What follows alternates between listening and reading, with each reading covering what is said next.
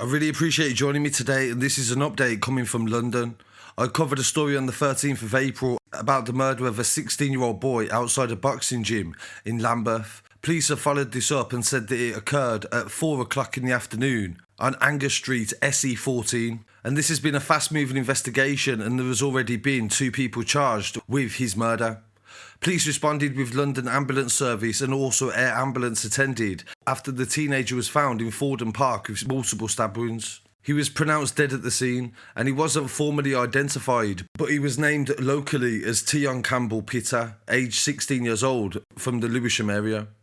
There was no arrest in the early stages, and Detective Chief Inspector Nigel Penny said Teon was attacked in broad daylight in an area that was very busy on a Wednesday afternoon, and they're very grateful to everybody that has came forward to speak to the police, and they would urge anybody else to do the same. Detective Superintendent Danny Gosling said on the 13th of April that a young man has lost his life in a senseless attack, and I want to reassure people that we are trying to solve Teon's murder.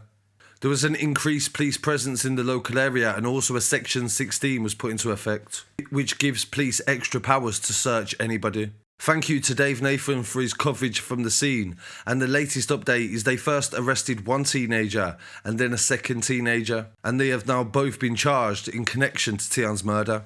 The official police statement said that a 15-year-old male was arrested on the 18th of April and charged on Tuesday the 19th, and he would appear at Bromley Magistrates Court this afternoon. A second person has been charged in the case, a 15-year-old male also, and he would appear at the same court on the 18th of April. He was remanded to appear at the Old Bailey on the 21st of April, and detectives are not seeking any further suspects.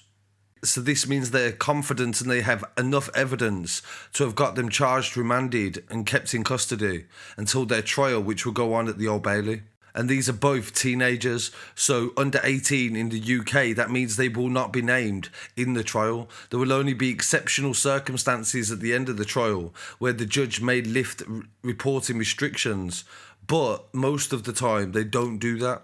So this means this case will get very little coverage from this point forward, but I will definitely keep you updated if anything to do with the trial, and maybe the judge will choose to let more information arise. In relation to Teon as well, I found other publications from when he went missing in 2019. He was 14 at the time, and he'd gone missing on the 7th of December from the Bromley area, and they put out missing photos, and social media accounts asked people to call 101 or a mobile phone number. I believe Teon was missing in 2019 for 24 days as well. So this was a 14-year-old boy in the middle of South London that was able to disappear for nearly a month without the police being able to locate him. And this is a very regular occurrence as well. Dozens of teenagers across London disappear every single week, and their families are left wondering what's going on. And due to county lines and multiple other reasons that kids run away, sometimes the police don't investigate as soon as they do some other cases.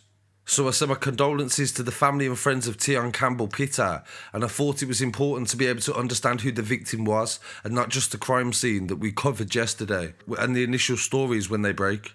So I'd really appreciate it if you paid your respects in the comments, and I'll be back again very shortly with some more London street news. We've got a lot to get through from the capital. Peace.